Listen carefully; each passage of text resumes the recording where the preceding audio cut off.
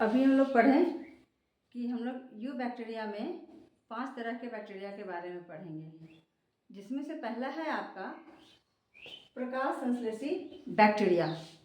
इसको हम लोग कहते हैं फोटोसिंथेटिक या ऑटोट्रॉफिक बैक्टीरिया। इसको हम लोग क्या कहते हैं?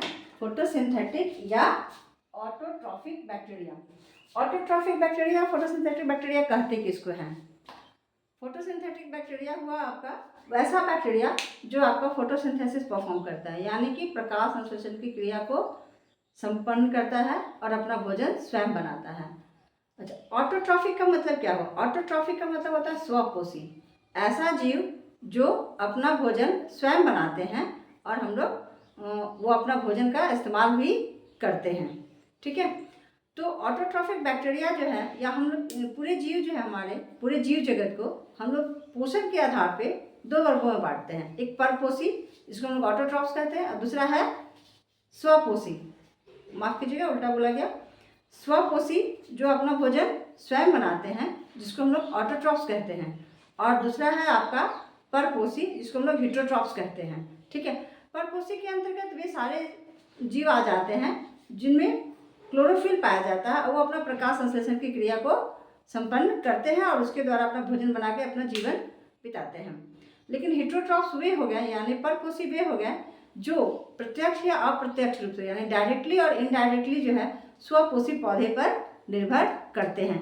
यानी जैसे हम लोग मनुष्य हो गए, जानवर हो गए, पक्षी हो गए, जितने भी हैं सभी क्या हैं, हम लोग अप्रत्यक्ष रूप से हम लोग पौधे पर ही निर्भर है। पौधा प्रत्यक्ष रूप से हम लोग पौधे पर निर्भर है, क्योंकि पौधा जो भोजन बनाता है उस भोजन को हम लोग लेते हैं और उसको पका कर खाते हैं। हम लोग भोजन बनाते नहीं हैं। क्या आप लोग भोजन बनाते हैं? नहीं, आप लोग जो है पेड़ पौधों के द्वारा भोजन बनाया गया भोजन को पका कर खाते हैं। ठीक है, तो हम लोग क्या हो गए? हम लोग हेटेरोट्रॉफ्स हो गए, यानी कि हम लोग जो है परपोषी हो गए।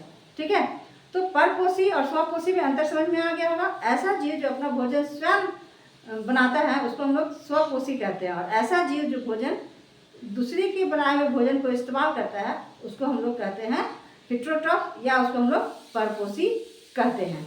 ठीक है, तो परपोषी जो है आपका, जैसे के लिए हम लोग मनुष्य हो गए, हम लोग जो है प्रत्यक्ष रूप से हम लोग पौधों पर निर्भर है, और अप्रत्यक्ष रूप से कौन निर्भर है? इनडायरेक्टली कौन निर्भर है? इनडायरेक्टली निर्भर है, जैसे मान लीजिए कि मांसाहारी जितने भी जीव हैं, है ना, वो अप्रत्यक्ष रूप से पौधों पर निर्भर है, यानी कि वो डायरेक्ट पौधे नहीं खाते हैं बल्कि वो जानवरों को खाते हैं। ठीक है, तो वो आपका अप्रत्यक्ष रूप से पौधों पर निर्भर हो गए। यानी कि सभी जीव जंतु जो हैं, यानी कि सारे जंतु यानी जानवर जो कह सकते हैं, हम लोग अप्रत्यक्ष या प्रत्यक्ष रूप से हम लोग पौधों पर भोजन के लिए निर्भर है। तो इससे ये बैक्टीरिया जो है आपका वो स्वपोषी होता है, यानी ऑटोट्रॉफ्स होता है। वो अपना भोजन स्वयं बनाता है क्योंकि उसमें क्लोरोफिल नाम का हरित लवक पाया जाता है। ठीक है, तो अब चलते हैं हम लोग इसके बारे में पढ़ने के लिए, प्रकाश संश्लेषी बैक्टीरिया के बारे में। तो इसमें हम लोग ये देखते हैं कि इनमें जो है क्लोरोफिल पाया जाता है, इसलिए प्रकाश संश्लेषण की ये क्रिया करते हैं और ये स्वपोषी कहलाते हैं। अच्छा, प्रकाश संश्लेषी बैक्टीरिया का एक सबसे अच्छा उदाहरण है आपका साइनोबैक्टीरिया। इस साइनोबैक्टीरिया को हम लोग क्या कहते हैं? Blue green algae. अब ये एल्गी नहीं हो गया, एल्गी वर्ड इसमें लगने से ये एल्गी नहीं हो गया। ठीक है, तो कहते हैं साइनोबैक्टीरिया को नीलहरित शैवाल भी कहते हैं हम लोग। ठीक है, अच्छा, साइनोबैक्टीरिया क्या होता है? ये कॉलोनी में पाया जाता है। कॉलोनी में पाया जाने का मतलब है कि ढेर सारा साइनोबैक्टीरिया एक साथ रहता है, ये अकेले आपका नहीं पाया जाता, ये आपका एक साथ कॉलोनी में पाया जाता है। ठीक है, इनकी संरचना कैसी होती है? ये एक कोशिक होते हैं, यानी कि एक ही प्रकार की कोशिकाओं से बने होते हैं। इनकी संरचना तंतुमय होती है। तंतुमय मतलब ऐसे फिलामेंट, ऐसे फिलामेंट की तरह इनमें होती है। ये अलवणीय जल, यानी कि ये मीठा जल में भी पाए जाते हैं, समुद्री जल में भी पाए जाते हैं, और ये हमारे स्थल पर भी पाए जाते हैं।